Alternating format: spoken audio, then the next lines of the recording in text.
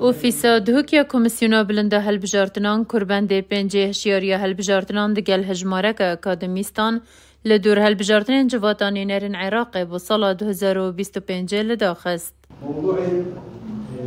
بدیتن اکادمیستیم پشکدار بوین دوی کربندی دانها پروسس هلبجارتنان باشتر بویا ججاران. تکنولوژی رول خوب پتر دیتیه. لیپت ویا پتر کار لسر نهیلان ها تزویر هلبجارتنان بهتا کرن.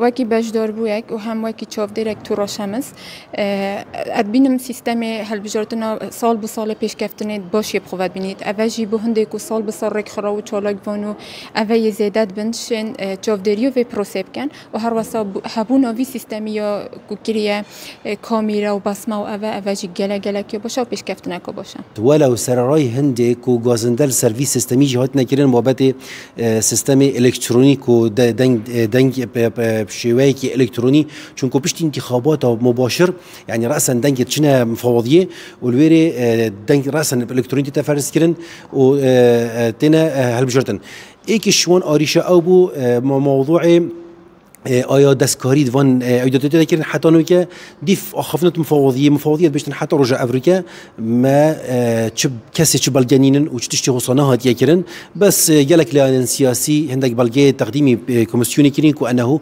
دستکاری ات بابت الکترونی دا تتکرن.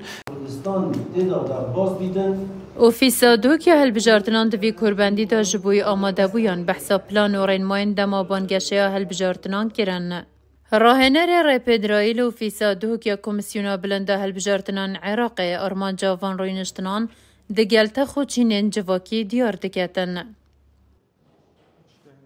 ارمان جمع سرکی یا دو ماهی اوه کو یعنی کمیسیون پیامه که دوید پیام بگین ده همی تخوچینت کمالگاهی او جی پریکا خوب کانالت خوب پریکا دامودزگاهن خوب بگین او خلکت گل دا که مثلا افریقا بجین مواست ما بتر اکادمی و خطابی بون که پیام بگین دوانا به هندی همچین بجدار یاوان همی تخا زیاده بکین پروسس هلبجارتنان دا.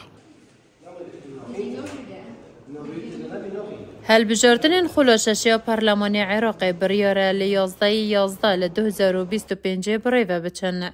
لهرما کردستان نزدیکی 3,100,000 دنگداران هنه 44 کرسی بو هر سه پارێزگەیان هەرێما کوردستانی هاتینە تەرخان کرن. هەفدەم لە پارێزگەها دهوگێ 784,812 کەسان مافێ دەنگدانê heye ku li sedê 25.37 sercemê dengderên herêma Kurdistanê pêk dînin. Peyman Berwarî, Var Media, Duhok.